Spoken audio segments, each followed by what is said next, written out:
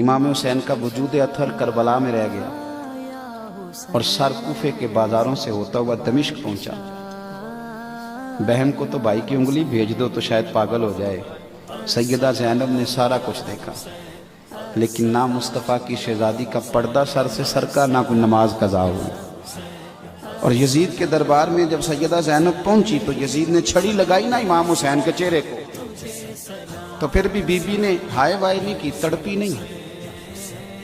ایک نابینا بزرگ بیٹھے تھے جنہوں نے مولا علی کے پیچھے بڑے جمعے پڑے ہوئے،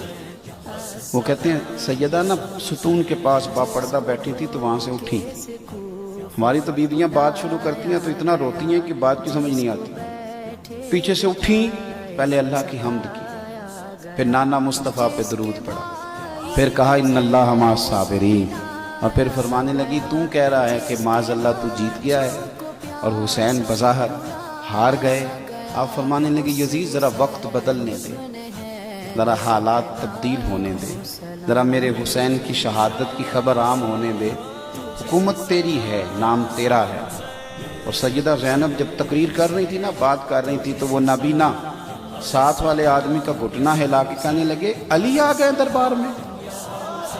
یہ تو علی کی آواز، میں نے بڑے لہجے میں اثر گھول رہے ہوں جیسے، اور جبریل امی بول رہے ہوں جیسے،